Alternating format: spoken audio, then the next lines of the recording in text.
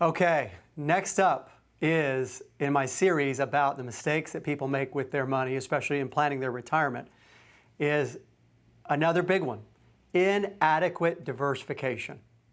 Boy, this one hurts a lot of people. You know, it's completely normal and understandable why somebody may want to go after a particular investment because they think it is a really good opportunity. And there are lots of examples of this in our history books. You know, one that really stands out is, I'm going to load up on my company stock because I work there and I know what's going on. Really? Well, hold on, here we go.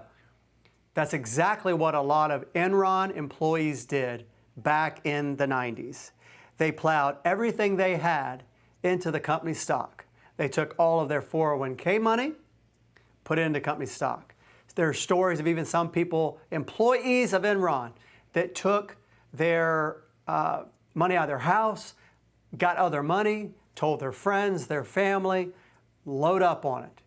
So they would say, maybe that's not the best idea.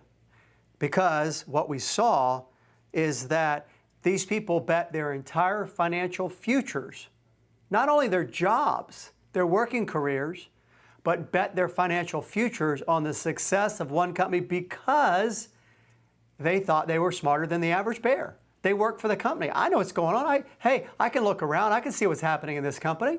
Really? Well, ironically, named America's most innovative company for 6 years in a row, Enron pulled off one of the greatest scams, frauds, call it what you want, cooking the books in U.S. history.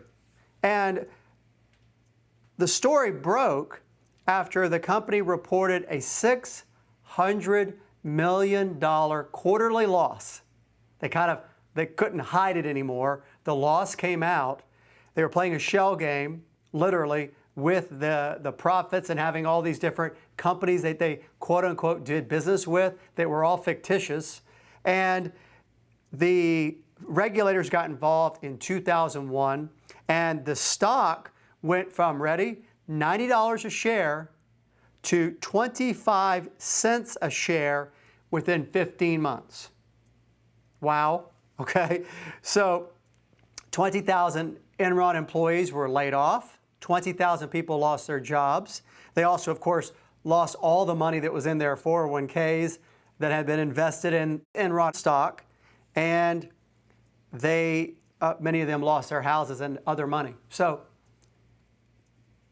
those thousands and thousands, tens of thousands of Enron employees, ex-Enron employees, would tell you that they thought they knew what was going on because they worked for the company.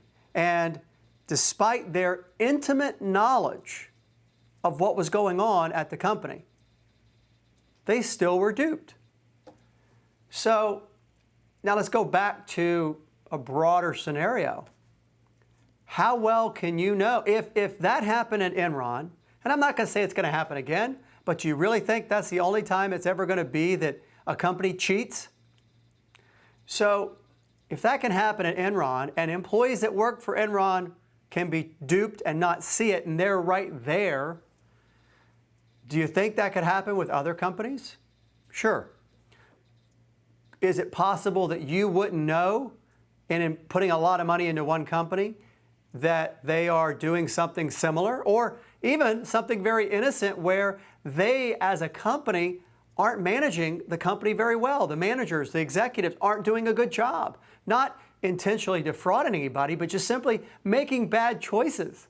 Executives make bad choices. Maybe they decided to go build a brand new facility or plant or expand into a country that all of a sudden is in civil war, or they've gone into an area where there's political instability and they've made this big bet, and they get a little love note from the country's government and says, by the way, thank you for building that property or that building or that big, huge infrastructure you've spent billions of dollars on. Thank you.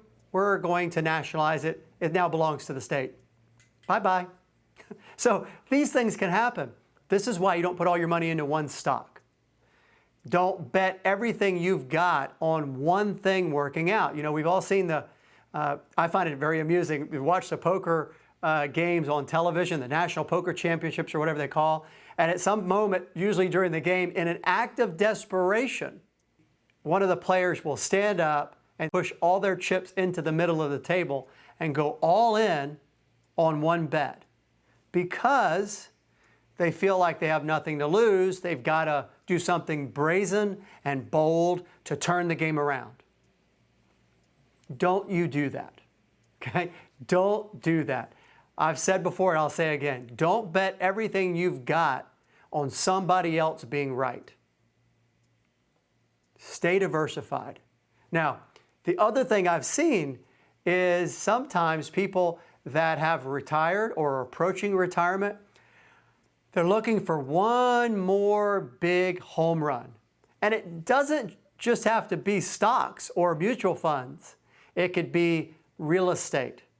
It could be a second career with a business. The retired executive or the retired doctor or attorney or accountant or entrepreneur that had a great deal of success in another line of work takes that experience and confidence to another field and says, I can do this. I'm a sharp guy or gal. I'm going to take what I know and I'm going to translate that and hit one more home run. I'm going to take what I've accumulated and now go to something else and apply it and take what I've built and make it even greater. Don't do it. Or at least, if you're going to do it with a small portion of what you've accumulated. I get that people want greater financial security. You know, it's funny. I've never had a person come into my office and say, you know, David, I've got enough money, or I've got too much. It's never that. And it doesn't matter how much people have. That's what's really interesting about it to me. They say, if I only had a little more. The person with $100,000 says, I wish I had 500. If I had $500,000, I'd have just what I need to make this work.